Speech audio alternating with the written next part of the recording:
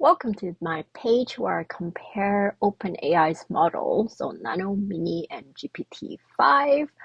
This page simply takes in user input on some ingredients, and then we asked the AI to return some recipes idea and a link to those recipes.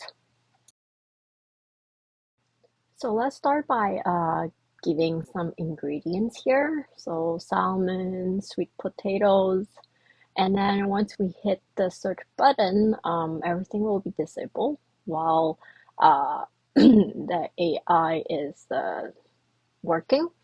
Under the hood, it's using TypeScript, React, Tailwind, Next.js. And I'm also using Codex as my coding assistant. And you can see that I added a little extra tracking um, speed on how long each model takes to take in the prompt and come up with the response. So here we have the result generated by each model. And let's fast forward while I go through the results. And then I noticed that each model came out with the same recipe here. So what happens when we click on the link to the recipe? Nano doesn't have a working link. And Mini has a more detailed link, but it's still not working. And GPT also doesn't have a functional link. And now if we look at the other links generated by Nano, they're also not functional. And if we look at the links generated by Mini, it has a different link.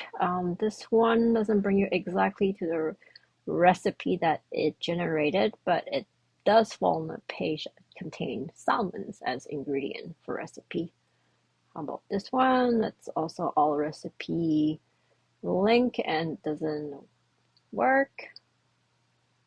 As for GPT, also it sends you to a general search on this page containing the ingredients. So it doesn't generate the actual recipe, but also a page that contains the ingredient that we have inputted.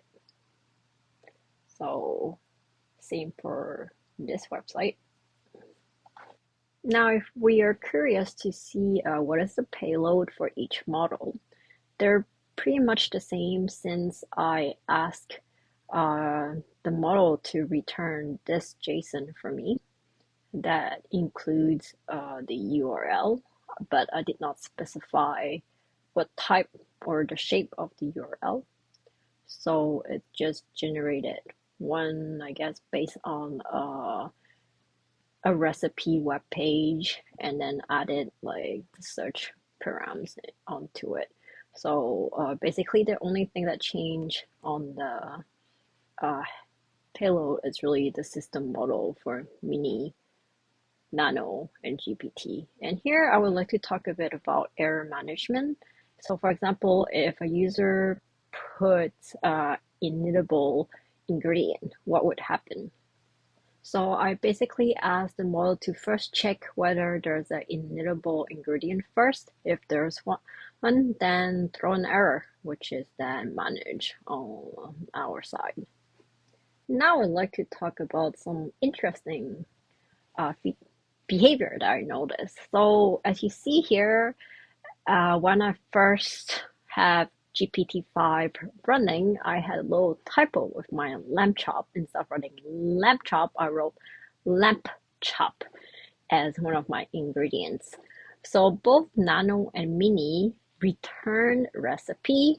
They both understood that I was trying to say lamb chop and not lamb chop. But GPT-5, being a bit more strict, really did literally say that, well, a lamb chop is an inedible ingredient. Therefore, it did throw an error.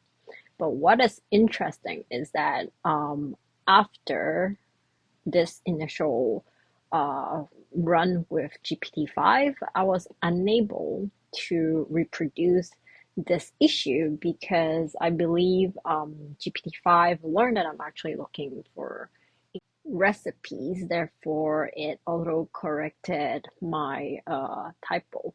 So for example, here I am trying after the error management here with the car, I'm trying again to input lamp chop as an ingredient.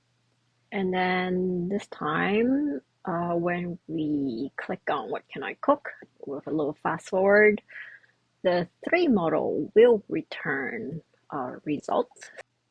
And finally, I would like to show that after this initial lamb chop error management that is no longer error, I can also input pork spelled the French way, so instead of a K with a C. And then when we throw the search, the 3 models will also return results. So it's no longer strict to only English.